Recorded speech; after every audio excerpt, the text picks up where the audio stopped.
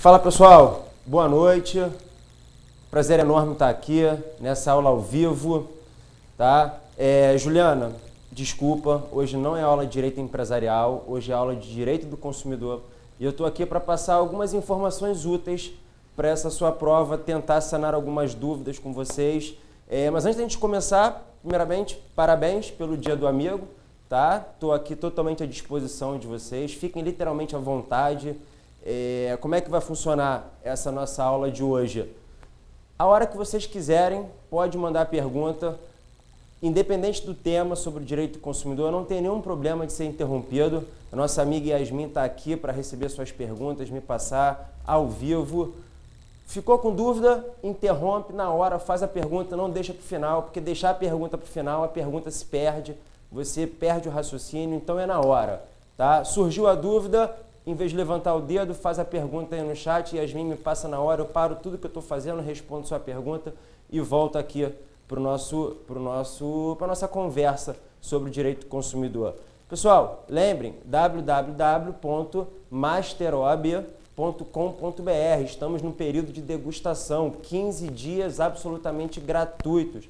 Lá você encontra todo o conteúdo Master de forma que você consiga a sua aprovação nesse concurso da OAB de maneira totalmente descomplicada. Essa é a nossa ideia, que você se aprove sem se complicar na hora da prova. Por isso é um Master descomplicado. Essa é a nossa estratégia. Que estratégia? Raio-X de todas as questões anteriores lá no site. Você vai encontrar material de apoio, um resumo de cada aula, de cada ponto, elaborado pelos nossos monitores, revisado por nós, professores, caderno de questão, de exercícios, enfim, todo o material para você fazer a sua prova de maneira mais tranquila possível. Tá certo, pessoal? Vamos começar a trabalhar. Já está com o Código de Defesa do Consumidor aí?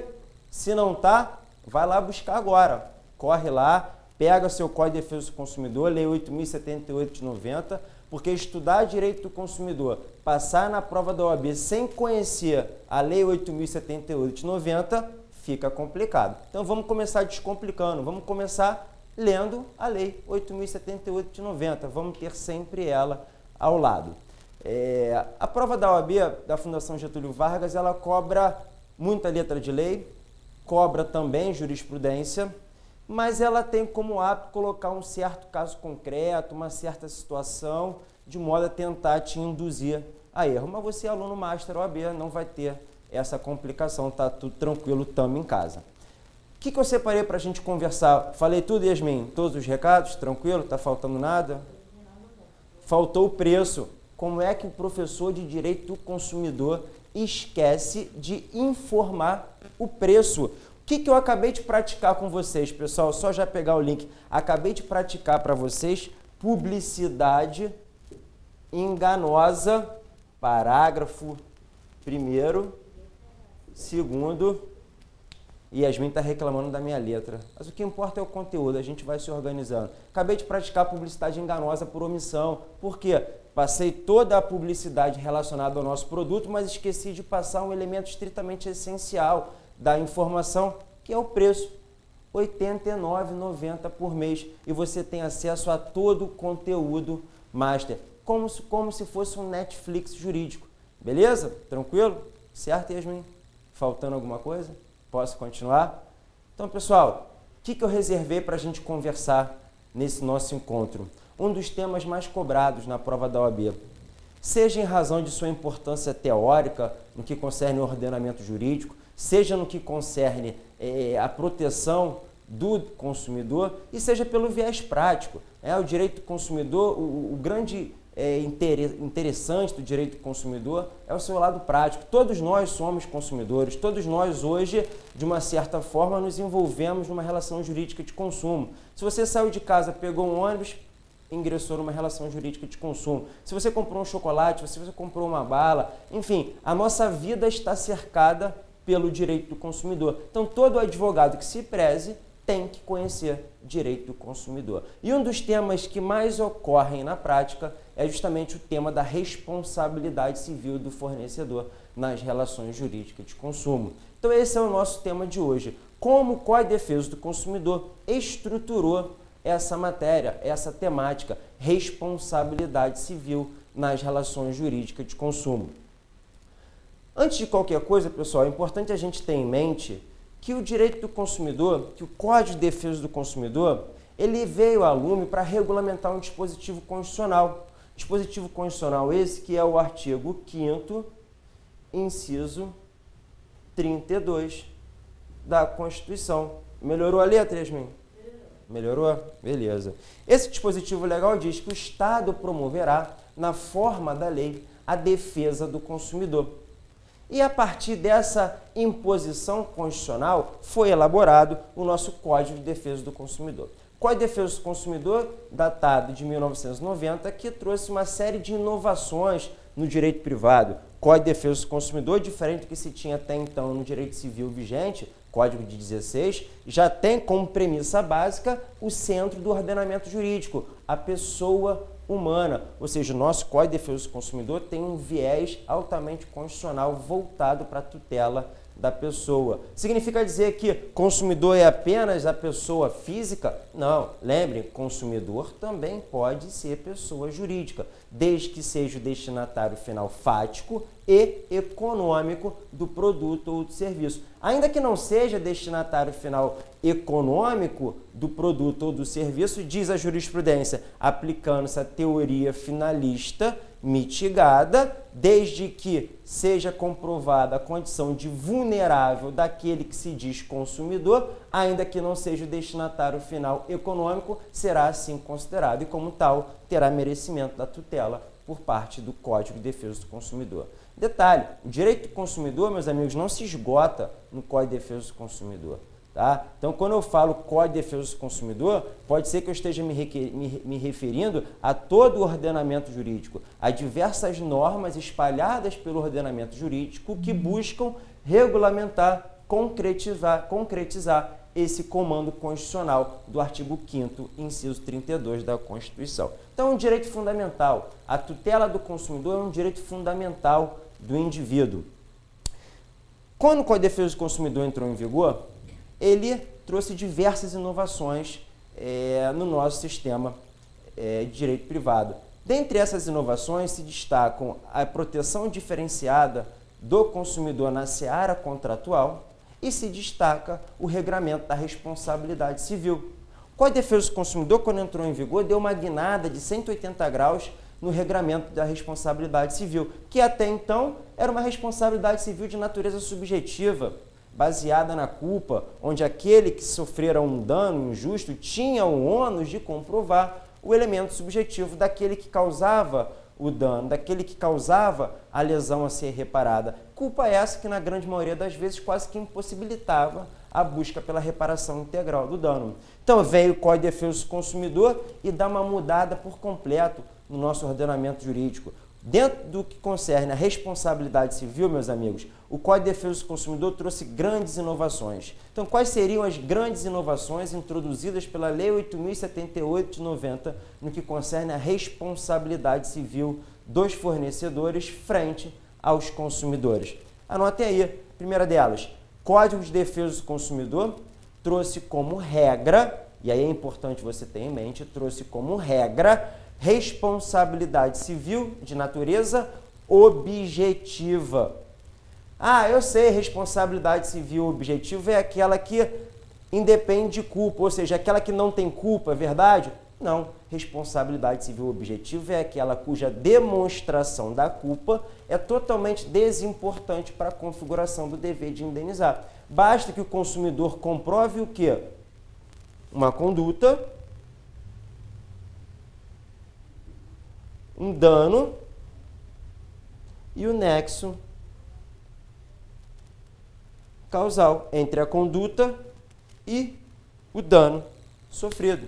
E a culpa? A culpa não precisa, porque a responsabilidade, como regra, ela é objetiva. Mas repare, como regra, essa responsabilidade civil ela é de natureza objetiva, porque eu tenho uma exceção. Que exceção é essa? Responsabilidade civil do profissional liberal pelo fato do serviço. E daqui a pouco a gente vai entender o que vem a ser o fato do serviço. Mas desde logo anotem aí, responsabilidade civil do profissional liberal quando do fato do serviço ela é de natureza subjetiva. Artigo 14, parágrafo 4º do Código de Defesa do Consumidor.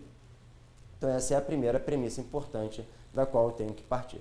A segunda delas é que, como regra, o Código de Defesa do Consumidor estabeleceu responsabilidade solidária, ou seja, todos aqueles que de alguma maneira participam da relação jurídica de consumo, todos aqueles que de alguma maneira participam da cadeia de produção, participam da cadeia de consumo, respondem de maneira solidária perante o consumidor, ainda que não tenha sido causador imediato, direto da lesão sofrida pelo consumidor.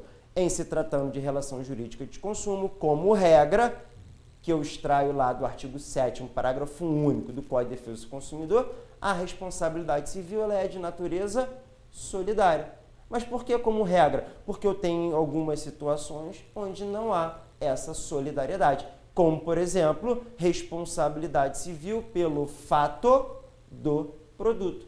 Responsabilidade civil pelo fato do produto que está lá no seu artigo 12 do Código de Defesa do Consumidor.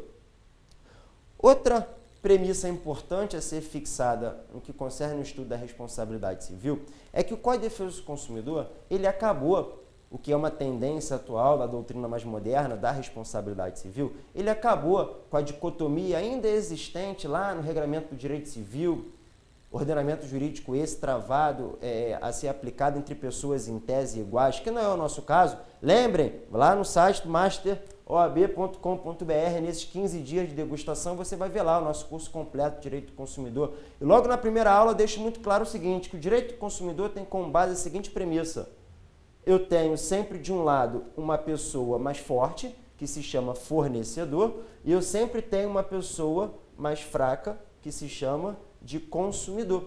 E o que faz o Código de Defesa do Consumidor é a busca pelo equilíbrio nessa relação jurídica que já nasce desequilibrada. É por isso que eu tenho uma série de institutos que eu também tenho lá no Direito Civil, mas que aqui no Código de Defesa do Consumidor tem uma aplicação totalmente diferenciada, totalmente mais branda, como, por exemplo, desconsideração da personalidade jurídica, com base na teoria menor, como, por exemplo, possibilidade de modificação e revisão contratual, pela simples presença de um fato superveniente que, por si só, tornou a relação contratual. Pouco importa se é um fato previsível ou imprevisível, como dispõe o Código Civil. Mas, como regra, o Código de Defesa do Consumidor, dentro daquelas 3 premissas a serem estabelecidas, ele acabou com a dicotomia responsabilidade contratual e responsabilidade extracontratual. O Código de Defesa do Consumidor está preocupado se o consumidor sofreu um dano em razão de um vício ou defeito do produto ou do serviço.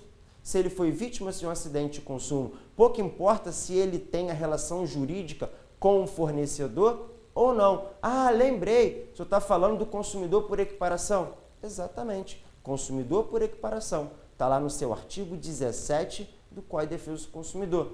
Assim como no artigo 2º, parágrafo único, como no artigo 29 também, mas o artigo 17 é o conceito mais emblemático do consumidor por equiparação. Todo aquele que, mesmo que não mantenha com o fornecedor relação jurídica e for vítima de um produto ou serviço, equipara-se a consumidor e, como tal, tem a seu dispor toda a gama protetiva da Lei 8.078 de 90. O quadro não está muito bom para anotar não, né, galera? É artigo 5º, 32. Mas, pessoal, não se preocupa muito com o quadro, não. Não entendeu? Reclama aí com a Yasmin que eu volto, falo tranquilo, beleza? A ideia aqui é fazer uma revisão geral. Então, fiquem literalmente à vontade de interromper, criticar. Pô, o professor tem a letra feia. O que eu mais escuto é isso. Fiquem literalmente à vontade. Aliás, letra feia é uma outra dica que vocês têm que se preocupar para a próxima etapa, para a segunda fase, prova discursiva. Agora não, porque agora a prova é objetiva, mas como a gente tem a certeza absoluta que vocês vão passar, vamos também trabalhar essa ideia aqui da letra feia, que é um ponto aí importante. Eu tenho um comentário da Natália rapidinho, porque aí, ela Natália. fala que esse tema deu problema na última prova da OAB, de civil, na segunda fase. A FGV confundiu vício e acidente. É um problema grave, né? Vício é uma coisa E acidente de consumo é uma expressão que se relaciona a defeito, é uma expressão que se relaciona a fato. Mas, Natália, segura essa sua dúvida, a gente vai aprofundar agora a diferença entre vício e fato, e se ela persistir, você volta aqui e a gente esclarece. E a Natália já deixou claro aí para a gente também a importância do direito do consumidor. Na primeira fase, só caem duas questões como regra de direito do consumidor. Mas o direito do consumidor, a premissa legal de você ter em mente é o seguinte: o Código de Defesa do Consumidor, ele é uma lei principiológica. Ele tem aplicação em todo e qualquer lugar onde eu tenha de um lado o fornecedor e o consumidor. É como se o Código de Defesa do Consumidor, como se o ordenamento jurídico fosse esse grande círculo e o Código de Defesa do Consumidor fizesse um corte na horizontal, irradiando a sua malha protetiva onde quer que eu tenha um fornecedor e um consumidor. Então pode cair na prova de direito civil, pode cair até mesmo na prova de direito penal, no que concerne os crimes contra as relações jurídicas de consumo, pode cair na prova de direito administrativo, no que concerne a aplicação das sanções administrativas em razão da violação de uma norma prevista no direito do consumidor. Então fiquem atentos aí que o Código de Defesa do Consumidor ele é multidisciplinar, beleza? Tranquilo? Então vamos voltar aqui para o tema da responsabilidade civil. Então acabou com a dicotomia responsabilidade contratual e responsabilidade extracontratual em razão da presença do artigo 17 que trabalha o consumidor por equiparação. Mas como é que o Código de Defesa do Consumidor estrutura a responsabilidade civil nas relações jurídicas de consumo? Todo e qualquer consumidor, meus amigos, todo e qualquer consumidor. Aliás, antes disso, eu queria registrar com vocês uma coisa. Dica, leiam o artigo 6º do Código de Defesa do Consumidor. Tá? Leiam o artigo 6º do Código de Defesa do Consumidor, que traz os direitos básicos de todo e qualquer consumidor. Ah, pessoal, esqueci o artigo 6º, não tive tempo, muita coisa para ler, a prova é domingo, e agora o que eu faço? Bom, lembre o seguinte, o direito do consumidor, ele outorga, no mínimo, 4 grandes direitos básicos que todo e qualquer consumidor possui. Quais seriam esses direitos básicos? Primeiro, direito à informação. Direito à informação é o que movimenta todo o direito do consumidor. Direito à informação que decorre do princípio da boa-fé objetiva, regra de conduta que tem aplicação em todas as etapas negociais, ou seja, desde a fase pré-contratual, passando pela etapa contratual, se estendendo até a fase pós-contratual. Direito à segurança. Todo e qualquer consumidor tem o direito de ver colocado no mercado de consumo produtos e serviços que sejam seguros. Eu só tenho segurança se eu tiver o quê? Informação. Além disso, o Código de Defesa do Consumidor quer que você, consumidor, pratique um consumo consciente.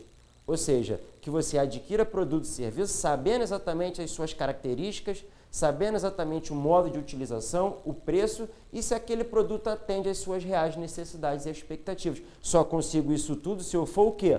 Devidamente informado. E por último, o direito de ser ouvido, daí toda a regulamentação dos saques, dos serviços de atendimento ao consumidor, ou seja, de modo que o consumidor possa exercer eficazmente os seus direitos, efetivar de maneira eficaz as suas reclamações.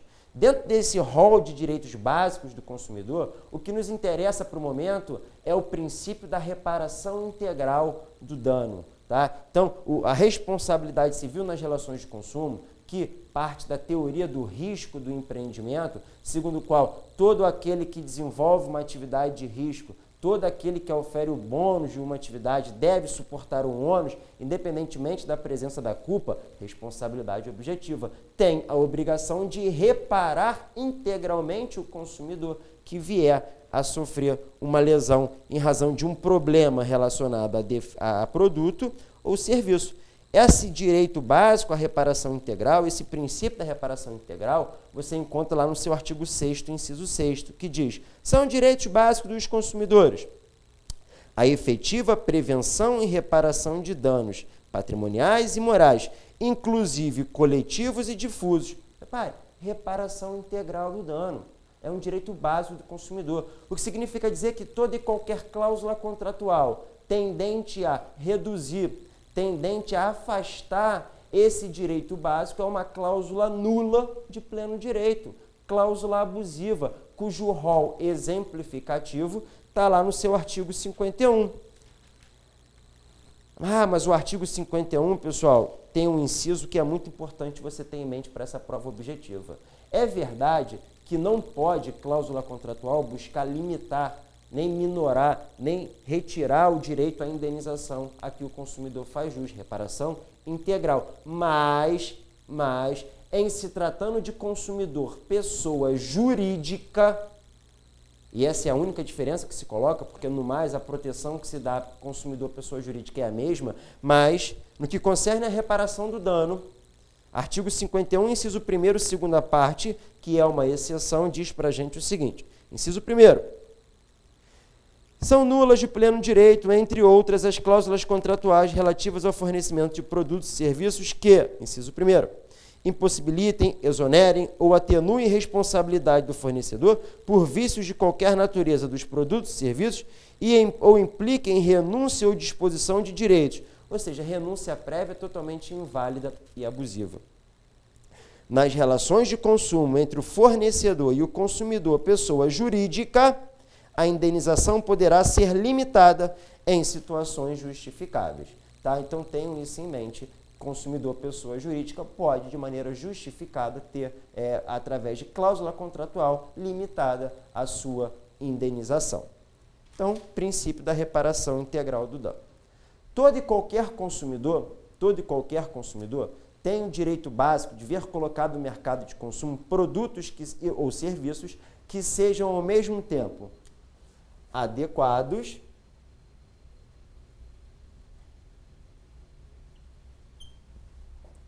letra melhorou, não melhorou, Yasmin? Bem melhor, né? Infinito.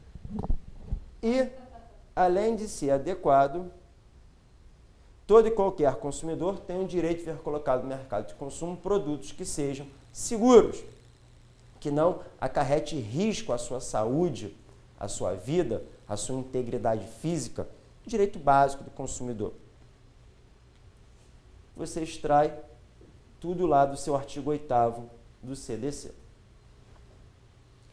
Toda vez que eu tenho um produto que não oferece um desempenho legitimamente esperado, toda vez que eu tenho, portanto, um produto que não é adequado a atingir a finalidade para o qual ele foi produzido e lançado no mercado de consumo, diz-se que esse produto tem um quê? Um vício. Esse vício, que está diretamente relacionado à ideia de inadequação, ou seja, é a caneta que não escreve, é o microfone que não fala, pode ser de quantidade ou pode ser de qualidade. Esse vício pode ser aparente ou esse vício pode ser oculto. Esse vício pode ser do produto ou pode ser do serviço. Tá claro isso aí, Yasmin? Tá um pouquinho acima demais ali a quantidade. Quantidade? Isso, mas está cortando. Então, vício, que pode ser de quantidade e pode ser de qualidade. Sim. Aparente ou oculto. Sim. Do produto ou do serviço. É porque quantidade aparente está cortando aqui. Quantidade? Então, vamos consertar isso aqui.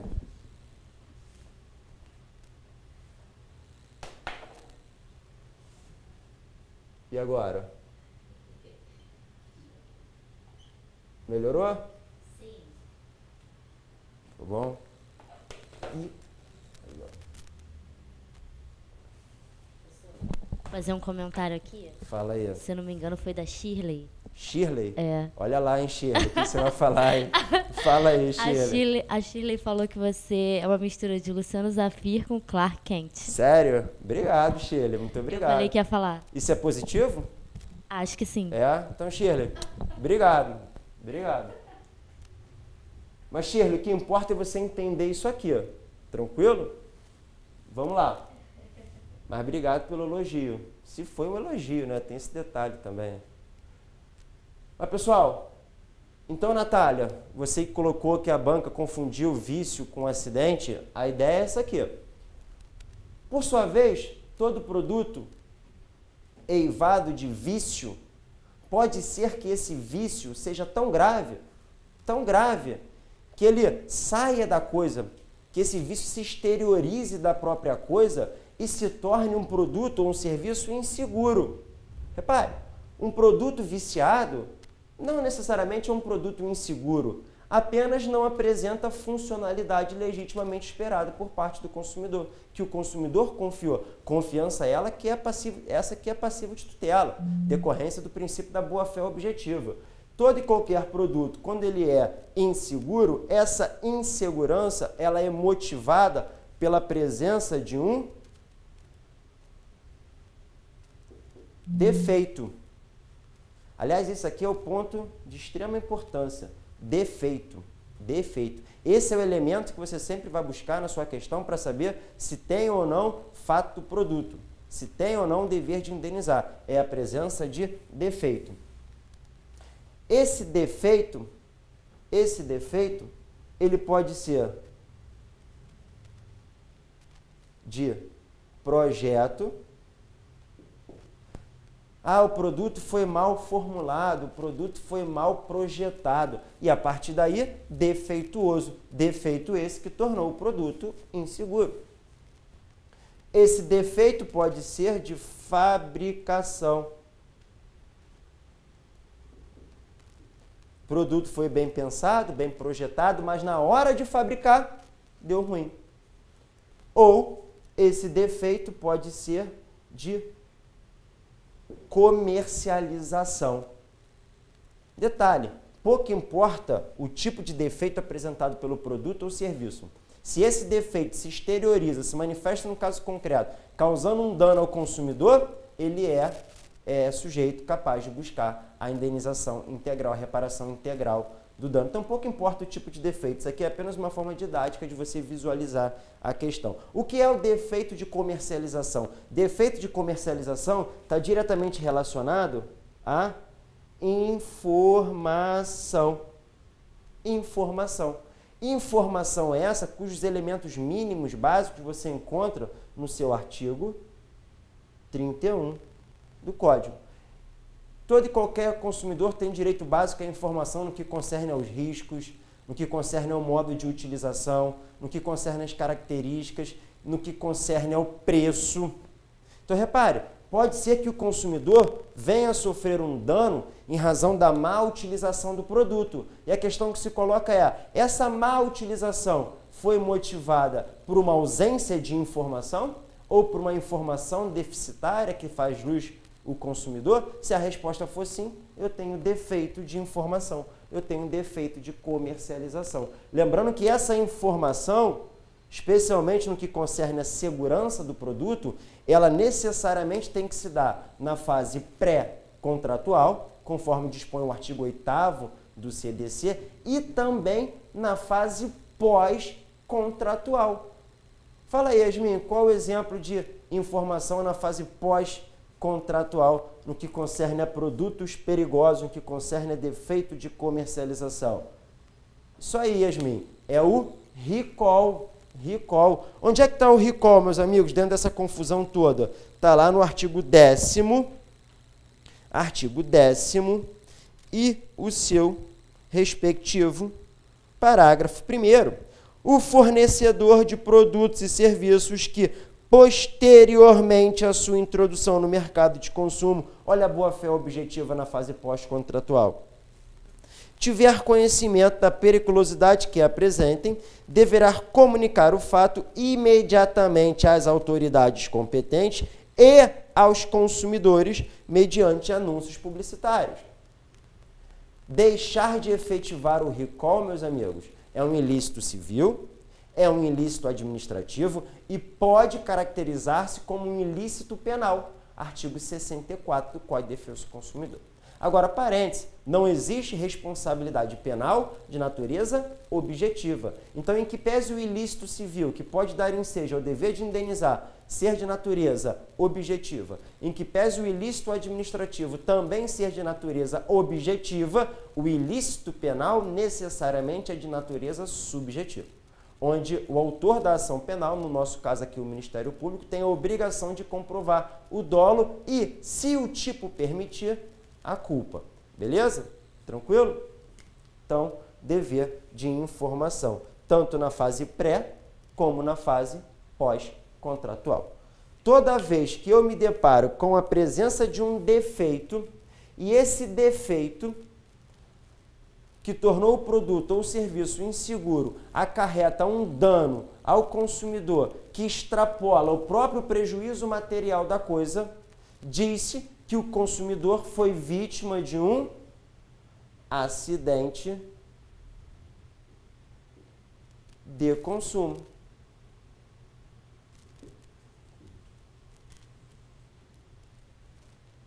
Disse que o consumidor foi vítima de um acidente de consumo. Acidente de consumo esse que o Código de Defesa do Consumidor chamou de fato. Fato esse que pode ser do produto ou fato do serviço.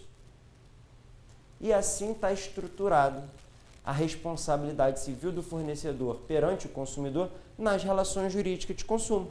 Vício do produto ou do serviço, ou fato do produto ou do serviço. Então, Natália, aquilo que você colocou que a banca se confundiu, de fato, ela se confundiu. Porque eu só posso falar tecnicamente em defeito, em acidente de consumo, se eu estiver me referindo a esse elemento, defeito, que está diretamente relacionado a fato, produto ou serviço. Agora, a gente também tem que ter a percepção que é o seguinte, o próprio Código de Defesa do Consumidor, em algumas passagens, ele é atécnico, ou seja, ele se refere a defeito de maneira equivocada, quando na verdade ele estaria se referindo a vício, e a recíproca também é verdadeira. Então pode ser que o examinador tenha feito essa pegadinha para de fato te induzir a erro, tá? Mas como a gente aqui está buscando descomplicar o nosso exame da ordem, a gente já sabe que falou em defeito, falou em insegurança, pensou em fato do produto, pensou em fato do serviço. Fato do produto que está lá no artigo 12 do Código e do serviço que está lá no artigo 14 do Código. Em todas essas situações, a responsabilidade civil ela é de natureza objetiva, com exceção do fato do serviço do profissional liberal, que é subjetiva, com base no artigo 14, parágrafo 4º do CDC. E aí, galera, alguma dúvida? Yasmin, fala aí. Eu tenho algumas dúvidas aqui. Vamos lá. A Manuela, ela perguntou assim, se não tiver recall, é violação positiva do contrato? Se não tiver recall, é violação positiva do contrato? Quem perguntou? Manuela. Manuela, tá voando, hein, Manuela? Manuela tá falando pra gente o seguinte, Samuel, eu sei que o princípio da boa-fé objetiva é uma regra de conduta, é um padrão ético de comportamento a ser observado por ambos os contratantes, consumidor e fornecedor. É um princípio contratual implícito que tem lugar em toda e qualquer relação contratual. Então, se eu tenho 10 cláusulas de um contrato, necessariamente eu tenho a 11ª que se chama boa-fé, necessariamente eu tenho a 12ª que se chama de função social. A boa-fé objetiva, essa regra de conduta baseada no padrão ético de comportamento, ela exerce diversas funções no nosso ordenamento jurídico. Quais sejam? Função de interpretar o negócio jurídico. E no caso do direito do consumidor, artigo 47, o contrato de consumo se interpreta em benefício da parte mais fraca, da parte vulnerável, seja o contrato de adesão ou não. Segunda função, a função de limitar o abuso do direito, que no nosso caso está lá no artigo 39, que trabalha com as cláusulas abusivas, ou mesmo no artigo 51 das cláusulas abusivas, ou perdão, 39, conduta abusiva, 51, cláusulas abusivas. Mas a outra função que exerce a boa-fé objetiva é a função de criar deveres anexos. Quando eu tenho no bojo de uma relação a violação desses deveres anexos, em especial o dever de informação, o dever de cuidado, o dever de cooperação, diz-se que eu tenho ali a chamada violação positiva do contrato. Beleza? Agora, se você quiser ser mais técnico, o recall ele já está na fase pós-contratual. Então, na verdade, tecnicamente eu não estou na seara da responsabilidade civil contratual. Tecnicamente, eu não estou mais falando em violação positiva do contrato, porque o contrato já se encerrou. Pense numa compra e venda. Pago o preço, recebo o produto. Compra e venda encerrada. Só que a boa-fé objetiva, ela se estende até a etapa pós-contratual. Beleza? E o recall está justamente nessa fase pós-contratual. Agora, se fosse durante o bojo da relação contratual, violação positiva do contrato ou inadimplemento positivo do contrato. Tranquilo? Se for na fase pré-contratual, eu digo que houve o quê? Responsabilidade civil pré-contratual pela quebra da confiança. E na etapa pós, a mesma coisa. Agora, a sua pergunta é importante para a gente fazer a seguinte indagação. Agora eu sei que o fornecedor é obrigado a efetivar o recall. E se o fornecedor deixa de efetivar o recall? Se o consumidor deixa de observar o recall efetivamente realizado pelo fornecedor, isso tem alguma implicância prática no que concerne o dever de indenizar? Não. Como assim? O fato do consumidor deixar de observar um recall devidamente realizado pelo fornecedor, de maneira nenhuma afasta esse dever jurídico de segurança, de maneira nenhuma afasta a reparação integral do dano, mas também é verdade que o consumidor que recebe o recall e deixa de observar esse recall, ele viola a boa-fé objetiva. Ele deixa de cooperar com seu parceiro contratual, que é o fornecedor, razão pela qual ele terá uma indenização minorada em razão da concorrência de causas. Tranquilo? Ficou claro? Tudo bem, vamos lá. Tem a Juliana Moia, acho que é assim que pronuncia, né, Juliana? O que ela falou? Desculpa. Ela perguntou assim, se uma pessoa não tem conhecimento sobre carros e na hora da compra de um carro usado, o vendedor age de má fé, falando que fez melhorias no carro e que o preço do anúncio acabou aumentando. Aí a pessoa acaba comprando o carro. Depois ela tem direito à revogação do contrato ou o quê? A pessoa adquiriu um veículo em razão do vício de informação. Ela foi enganada, a pessoa foi vítima de uma publicidade enganosa, é isso? Isso. Ela comprou um carro usado, o vendedor agiu de má fé, falando que fez melhorias e que o carro aumentou de preço. Ela tem direito, toda e qualquer informação, qual é o nome da nossa amiga? Juliana. Juliana, você está me perguntando, repara o seguinte, pessoal, a pergunta da Juliana é interessante porque demonstra de maneira muito clara que o direito do consumidor ele não pode ser analisado de maneira estanque. Né? Repare que os temas eles vão se entrelaçando, assim como os dispositivos legais. O nosso código ele é eminentemente principiológico. O que a Juliana está me perguntando, na verdade, está dentro do regramento da oferta e da publicidade. O consumidor, amigo da Juliana, foi vítima de publicidade enganosa por omissão. De qualquer maneira, a oferta por ele efetivada tem força vinculante, conforme dispõe o artigo 30 do Código de Defesa do Consumidor. Toda informação prestada, suficientemente precisa ao consumidor, tem força vinculante. Ela obriga o fornecedor que vier a veicular ou dela se utilizar. E toda vez que a força da informação vinculante ela é desrespeitada, entra em cena o artigo 35 do Código. O que diz o artigo 35 do nosso Código de Defesa do Consumidor? Se o fornecedor de produtos ou serviços recusar cumprimento à oferta, apresentação ou publicidade, o consumidor poderá, alternativamente à sua livre escolha, 1. Exigir o cumprimento forçado da obrigação. Juliana, eu acabei de fazer uma melhoria no seu carro, descobri que não foi feito, eu posso ir lá e exigir que faça. 2. Aceitar outro produto ou prestação de serviço equivalente. Ou 3, rescindir o contrato com direito à restituição da quantia eventualmente antecipada monetariamente atualizada sem prejuízo de perdas e danos. Então, Juliana, no seu caso, artigo 30 e artigo 35 do Código, tá? Beleza? Pode rescindir. Mas a Tássia Farias pergunta assim: se caso o consumidor compra um televisor de 42 polegadas e depois verifica se tratar de 40 polegadas, depois de medi-la, isso gera responsabilidade do vendedor? Que tipo de vício é esse? Vício de quantidade? Vício de qualidade? Gera vício de qualidade, né? Artigo 18.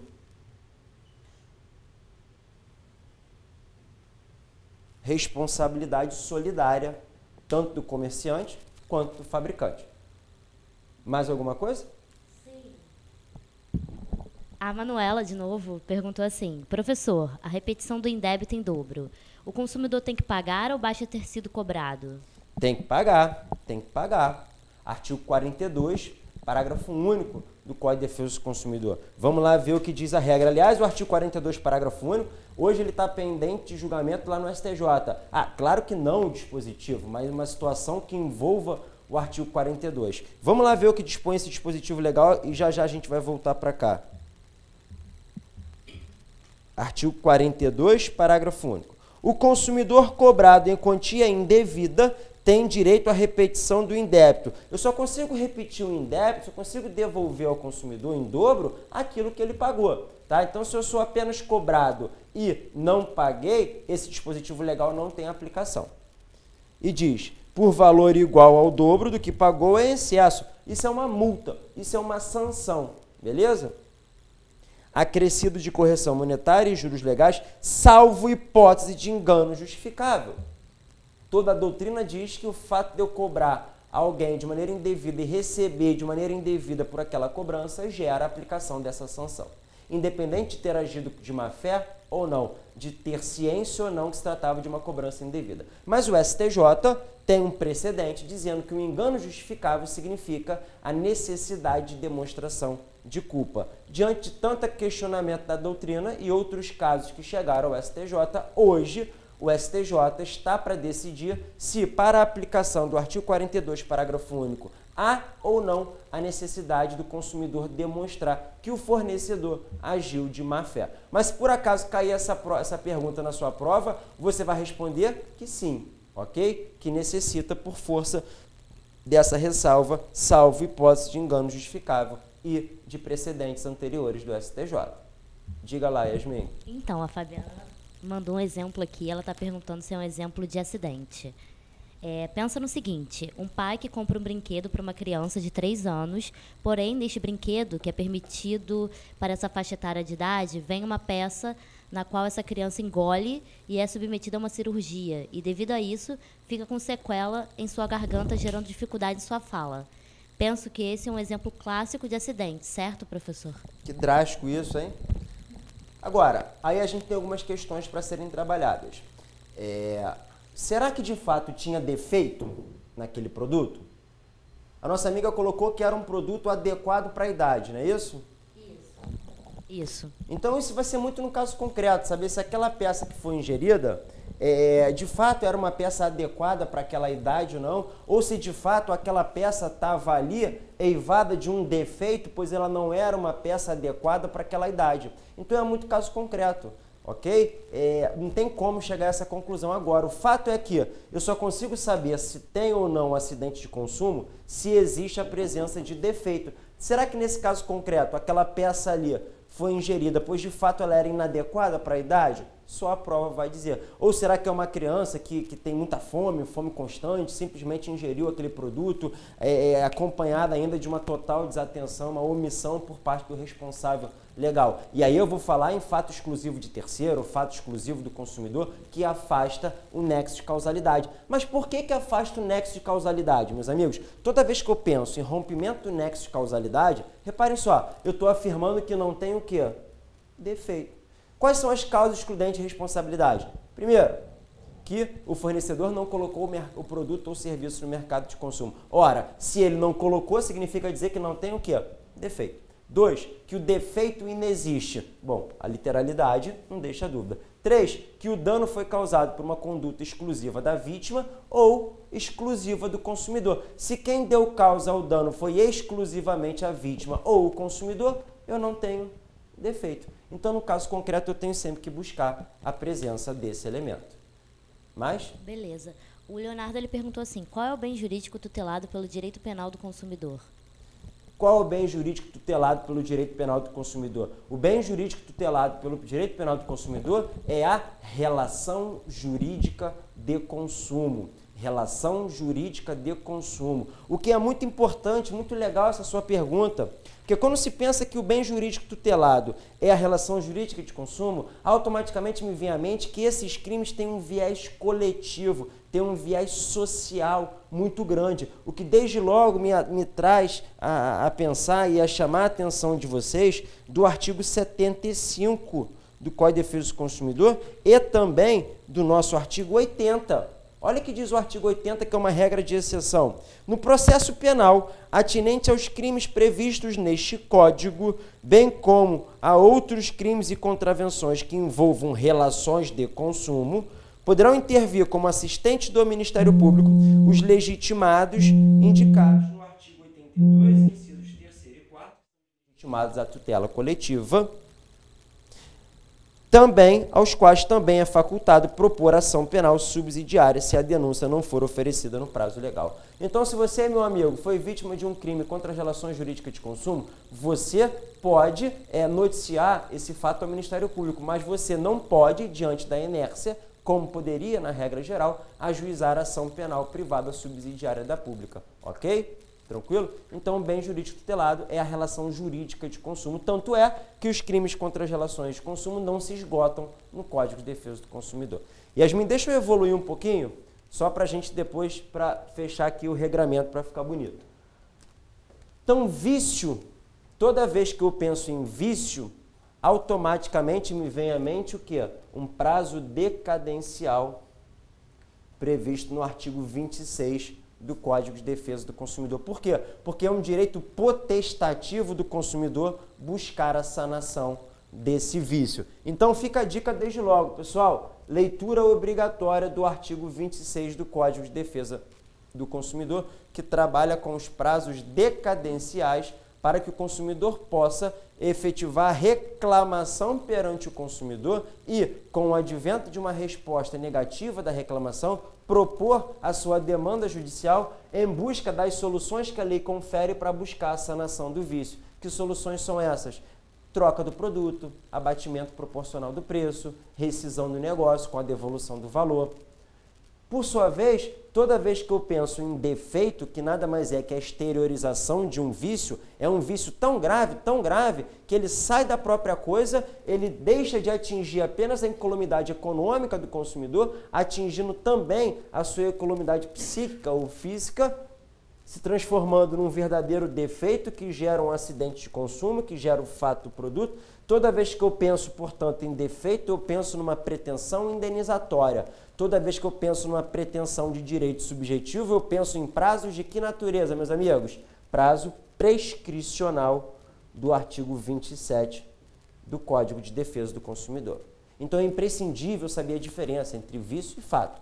Se alguém está com dúvida aí, agora, véspera de prova, qual a diferença entre vício e fato? Fique à vontade e desde logo tire a sua dúvida, porque eu tenho que saber a diferença entre vício e fato.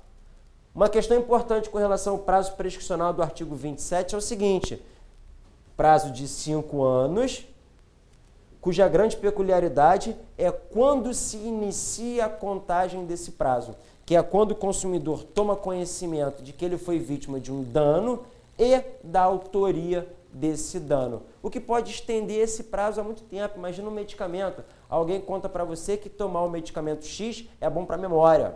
E você vai lá, né? O que a bunda não prejudica, e você vai lá, começa a tomar um medicamento, e daqui a pouco você percebe que está viciado, dependente daquele medicamento. Naquele momento, após 8, 10 anos contínuos, que você descobre o dano que aquele medicamento lhe causou. A partir dali, conta-se o prazo prescricional de 5 anos previsto no artigo 27. Então, eu tenho que saber essa diferença. Outra diferença de extrema importância entre vício e fato do produto é o seguinte: isso aqui cai toda hora na prova. Não esqueçam disso. Pensei em vício do produto, pensei em vício do produto, automaticamente eu vou pensar em responsabilidade solidária. Comerciante, fabricante, importador, todo mundo que de alguma maneira participou da cadeia de consumo tem responsabilidade solidária perante o consumidor. Por sua vez, quando eu penso no fato do produto, o comerciante, a princípio, não tem responsabilidade. No fato do produto, fui nas Casas Bahia, comprei um liquidificador, liguei o liquidificador, a hélice saiu voando, bateu no teto, voltou e me cortou. Fato do produto. Como regra, o comerciante não tem responsabilidade solidária. A responsabilidade do comerciante pelo fato do produto, artigo 12, ela é tão somente subsidiária, o que difere o que concerne a serviço. Porque tanto no vício do serviço quanto no fato do serviço, a responsabilidade ela é solidária. Beleza? E em quais situações o comerciante pode ser também responsabilizado? Passa a ser mais um responsável perante o consumidor, nas hipóteses taxativamente descritas no artigo 13 do Código de Defesa do Consumidor, que diz o seguinte: o comerciante é igualmente responsável, nos termos do artigo anterior, quando o fabricante, construtor, produtor ou incorporador não puderem ser identificados, o produto for fornecido sem identificação clara do seu fabricante, produtor, construtor ou incorporador, não conservar adequadamente os produtos perecíveis. Então eu vou lá comprar um queijo, chego lá no mercado às 7 da manhã, mas o mercado tem como hábito desligar a geladeira na madrugada. Problema de conservação. Fez com que aquele produto se tornasse defeituoso, se tornasse inseguro. Adquiri aquele produto, ingeri, passei mal, fui vítima de um dano em razão da presença de um fato do produto. Quem tem responsabilidade? Produtor. Comerciante terá também, pois nitidamente está que se trata de um problema de armazenamento do produto. Tranquilo? Então eu tenho que saber a diferença entre vício e fato. O que é um produto seguro? Produto seguro é aquele que oferece a segurança que legitimamente se pode esperar daquele produto. Certo que o advento de um produto mais avançado tecnologicamente, que traga um novo padrão de segurança, por si só, não faz com que aquele produto antigo se torne defeituoso. Da mesma maneira, o produto adequado é aquele que oferece o desempenho e durabilidade que o consumidor legitimamente pode esperar durante aquilo que se convencionou chamar de vida útil do produto. Certo que o advento de um novo produto melhor, que traz uma melhor funcionalidade àquele produto, por si só, não faz com que o produto anterior seja considerado um produto viciado. Yasmin, mais alguma dúvida aí com relação a essa matéria? Não? Tá tranquilo. Todo mundo está tranquilo, está favorável, ninguém tem Agora dúvida relacionada a vício e fato do produto? Quanto tempo eu tenho ainda, Yasmin, para brincar aqui de consumidor? 4 minutos. Então, pessoal, em 4 minutos vou tratar de um tema de extrema importância. Então, vamos lá. Direito do consumidor, objetivo e descomplicado. Em 4 minutos. Está lançado o desafio. Pessoal, vamos trabalhar o tema garantia. Rapidamente. Garantia. Pensou em garantia? Eu pensei em vício do produto. Porque garantia é aquele período de tempo durante o qual o produto não pode apresentar um vício. Pois se apresentar um vício, presume-se que ele é um vício de fabricação. É isso que se entende por garantia. Ah, e no fato do produto? Não, no fato do produto eu não falo em garantia, porque o dever de segurança ele é ambulatorial. Ele acompanha a coisa onde quer que ela vá durante toda a sua existência. Tem que ser seguro, não pode causar dano a ninguém. Beleza? Garantia no Código de Defesa do Consumidor tem 2 regimes jurídicos que andam juntos. Primeiro, garantia legal, que jamais pode ser afastado por cláusula contratual. Garantia legal de adequação e desempenho, que, principalmente se tratando de vida de produtos com vício oculto, se dá durante toda a vida útil daquele produto. A letra? Aí, tá vendo? Então, os 4 minutos, já ganhei mais 1 minuto, porque a Yasmin está reclamando da minha letra. Durante toda a vida útil do produto. Ao lado da garantia legal de adequação, ficou melhor? da garantia legal, desempenho, adequação, eu tenho também a chamada garantia contratual. Garantia contratual que pode existir ou não, é uma faculdade do fornecedor. Garantia contratual que está lá no artigo 50 do Código de Defesa do Consumidor, que diz para a gente o seguinte: a garantia contratual é complementar à legal e será conferida mediante termo escrito. Repare, se o fornecedor chega para você e fala: olha, Natália, esse seu produto tem garantia, e você fala: então cadê o termo devidamente preenchido? Ah, precisa disso não. Crime contra as relações jurídicas de consumo, beleza? Então são dois regimes jurídicos: garantia legal de adequação e desempenho e garantia contratual, que é facultativa, pode ser dispensada, pode ter ou não, é política de marketing do fornecedor, tranquilo? Então vamos rapidamente pensar em alguns exemplos para trabalhar garantia legal de adequação e desempenho durante a vida útil, pensando num vício oculto, dentro desse critério da vida útil, e garantia legal, garantia contratual, que é facultativa e complementar à legal. Então vamos pensar num exemplo onde eu tenho um produto cuja vida útil dele é de 5 anos. Ah, onde é que eu encontro a vida útil do produto? Caso concreto, peculiaridade do caso concreto. Eu consigo saber o que não é a vida útil do produto, mas eu não consigo definir agora, de antemão, que produto tem determinada vida útil. Depende da forma de utilização, do local de instalação daquele produto. Mas vamos pensar num produto que tem uma vida útil de 5 anos. Se o vício surge durante essa vida útil, automaticamente o consumidor pode efetivar a sua reclamação no prazo de 90 dias, previsto no artigo 26 do CDC. Fornecedor, como regra, tem um prazo de 30 dias para sanar esse vício. Não sanado esse vício, consumidor tem mais 90 dias para buscar as opções previstas lá no artigo 18, parágrafo 1º.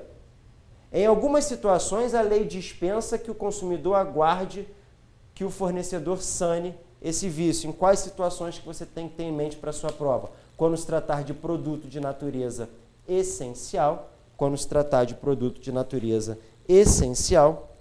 quando tamanho for a gravidade do vício, que não for possível a sanação desse vício, sem que altere a própria funcionalidade ou que a sanação do vício acarrete a desvalorização do produto, ainda que não afete a sua funcionalidade. Então, são 3 as exceções. Beleza? Então, isso aqui é no vício oculto. Vou apagar, mas quem tiver dúvida, fiquem à vontade. Agora, vamos pensar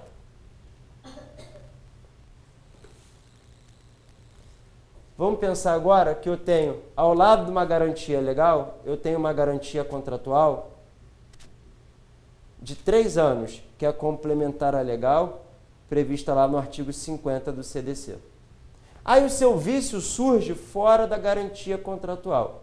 Você procura o fornecedor e ele diz para você o seguinte: Natália, já era, perdeu. Por quê? Porque o vício foi apresentado fora da prazo de garantia. Não tem mais o que eu possa fazer. Verdade? Mentira. Porque se o seu vício ele surge fora do prazo de garantia contratual, mas dentro da garantia legal, a partir desse momento entra em cena todo o regramento previsto lá no artigo 18 do Código de Defesa do Consumidor.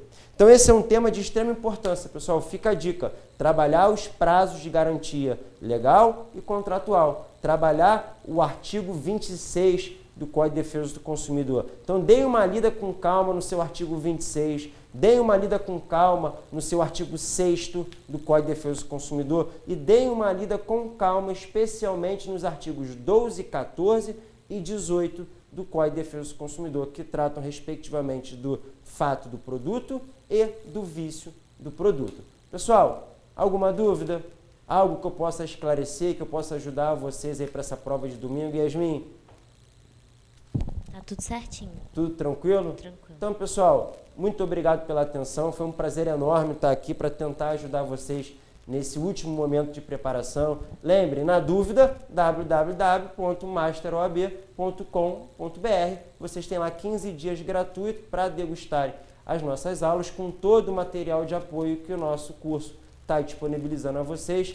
Boa sorte, vão com tudo e força e fé. Abraço!